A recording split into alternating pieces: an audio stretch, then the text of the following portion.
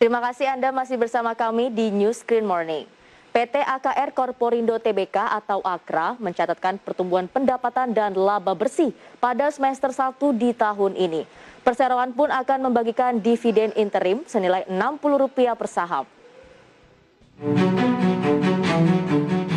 Berdasarkan laporan keuangan per Juni 2021, PT AKR Korporindo Tbk membukukan pendapatan Rp10,71 triliun, naik 7,05% secara year on year, dari sebelumnya Rp10 triliun. Laba bersih meningkat lebih tinggi yakni 27,53% year on year menuju Rp550,39 miliar dari sebelumnya Rp431,57 miliar. Haryanto Adikusumo, Presiden Direktur AKRA, menyatakan di tengah pandemi COVID-19, kinerja AKRA pada semester 1 2021 tetap mencatat pertumbuhan. Kinerja didorong oleh pertumbuhan segmen perdagangan dan distribusi serta kontribusi KEK JIP Gresik. Perseroan terus menjaga biaya operasional dengan ketat, juga modal kerja agar tetap efisien. Dengan perolehan laba dan berbagai pertimbangan pencapaian tersebut, Direksi telah menyetujui pembagian dividen interim sebesar Rp60 per saham dengan nilai Rp237 miliar. Jumlah dividen yang akan dibayarkan tanggal 19 Agustus 2021. Berbagai sumber ADX Channel.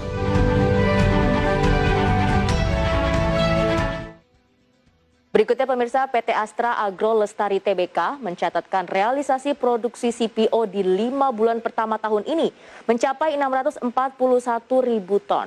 Dan angka tersebut bertumbuh 3,9% secara tahunan. Harga minyak sawit mentah atau crude palm oil CPO cenderung naik sejak akhir tahun lalu.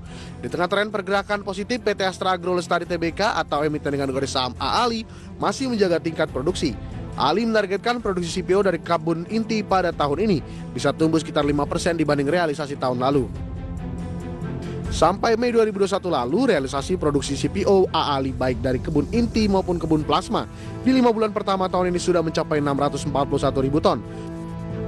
Angka tersebut bertumbuh sekitar 3,9% dibandingkan realisasi produksi periode yang sama tahun sebelumnya, sebesar 591 ribu ton.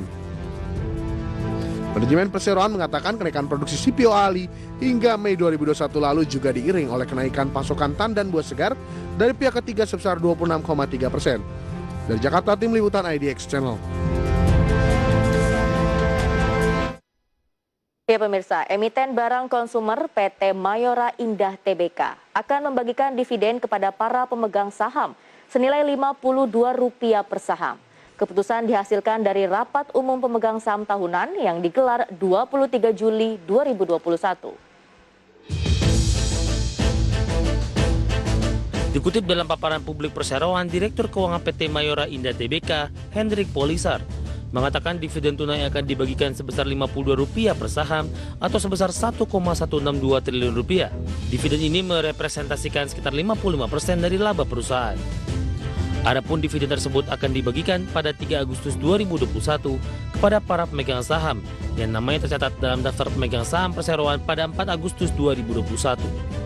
Berdasarkan laporan keuangan per 31 Desember 2021, MYOR mencatatkan laba tahun berjalan yang dapat diatribusikan kepada pemilik entitas induk sebesar Rp2,06 triliun atau naik 3,51% dibandingkan tahun sebelumnya di Rp1,99 triliun. Adapun pendapatan terkoreksi 2,19% secara tahunan menjadi Rp24,47 triliun dari sebelumnya Rp25,02 triliun. Dari pos aset, total aset perseroan naik 3,88% menjadi Rp19,77 triliun pada akhir 2020 dari sebelumnya Rp19,03 triliun.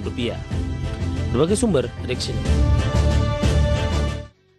Dan pemirsa, untuk menambah referensi Anda dalam menghadapi perdagangan hari ini, kita akan lihat review penutupan perdagangan kemarin.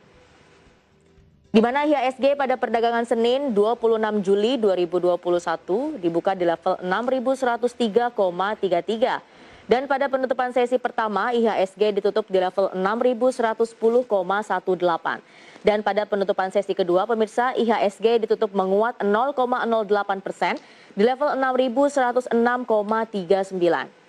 Sementara itu kita lihat dari pergerakan sektoral pada penutupan perdagangan Senin 26 Juli 2021, di mana sektor transportasi dan logistik menguat 2,68%, dan sektor infrastruktur juga menguat 2,24%.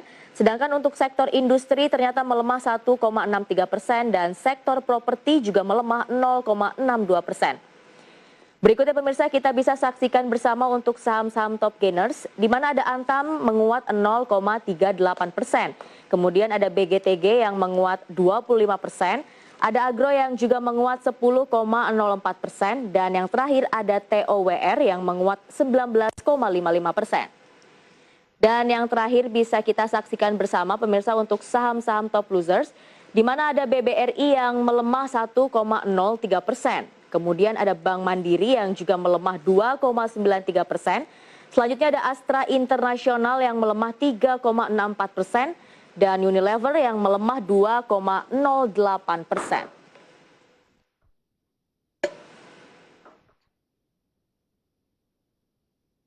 Ya pemirsa, informasi tadi mengakhiri kebersamaan kita di News Screen Morning kali ini. Saksikan News Screen Morning setiap pukul 8 waktu Indonesia Barat. Pemirsa, lindungi keluarga Anda saat penularan COVID-19 semakin meningkat. Tetap patuhi protokol kesehatan 3M, yaitu memakai masker, menjaga jarak dan jauhi kerumunan, serta mencuci tangan di air yang mengalir. Dan jangan lupa pemirsa untuk selalu mendukung vaksinasi pemerintah demi terjadinya kekebalan kelompok agar pandemi segera berakhir. Update terus informasi ekonomi dan bisnis Anda dengan menyaksikan IDX Channel, your trustworthy economic, business, and capital market channel. Terima kasih atas kebersamaan Anda pemirsa, saya Mangi Feracong, sampai jumpa.